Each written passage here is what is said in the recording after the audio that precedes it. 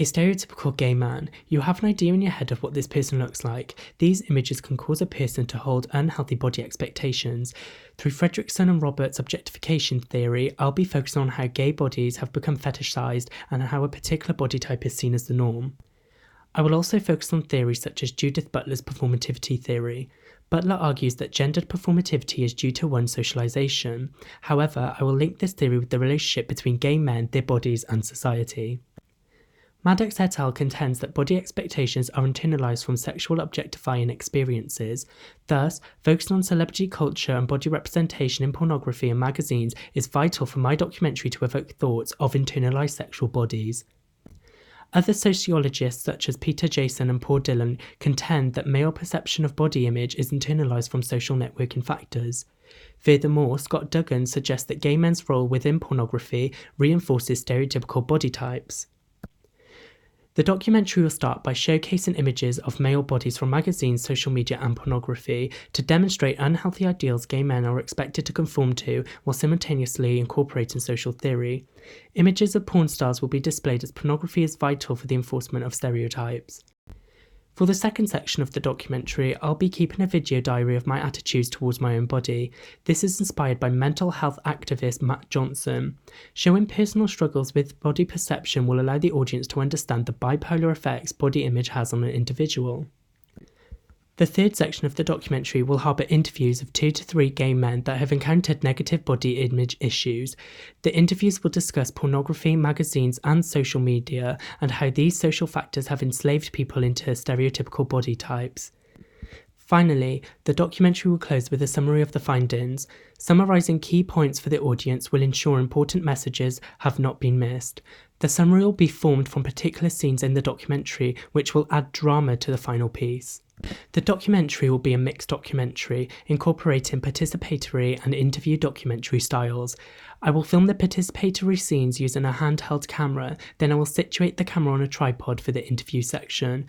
I'll be using a dead cat throughout for sound clarity, ensuring the context is a primary focus. When editing the documentary, a VHS type overlay will give the documentary a dark undertone while still maintaining a modern aesthetic. Grainy overlays will also give more dimension to the piece by distorting images as views of gay men's bodies have been distorted. I am influenced by director Anthony Mandler, who uses overlays to create tension within directorial pieces. However, I want to ensure that the main focus of the interviews are the interviewees, thus lighter overlays will be more beneficial. This will also enable the audience to focus more on the context of the interview. Furthermore, I will also focus on particular facial features, such as the eyes and the mouth in the interview section. This will make the documentary more dramatic and evoke emotions within the audience. Also, by using the rule of thirds within the interview scenes, the documentary will keep the audience's focus. Moreover, I will use a shallow depth of field when recording interviews. This will highlight the interviewee while simultaneously blurring the background, ensuring the interviewee is the primary focus. To ensure audience engagement within the vlogging scenes, the material harboured will be natural, raw and primarily unedited.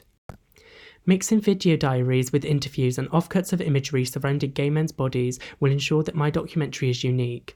The distinction of such methods will also create a unique aesthetic whilst perpetuating the message of harmful body ideals. Offcuts of body imagery will also be integrated within the interview scenes. This will show clearly to the audience what the interviewee is discussing and also give examples of the topic throughout. To produce more interaction with the audience, a rhetoric question will be proposed at the end of the documentary, asking if they believe they are integral to the reproduction of idealised body types. According to Rose Wiles, social research should never be considered as risk-free. For a social researcher to consider ethics is in the best interest of a study and the participants. For ethical reasons, I'll be providing interviewees with a consent form before participating in the documentary.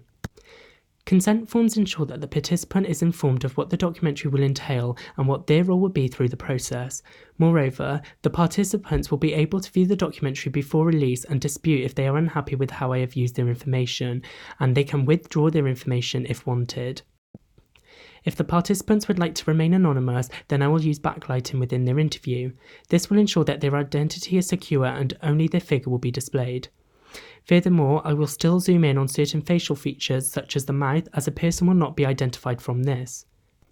To gain participants, I will deploy an online advertisement seeking a select number of volunteers.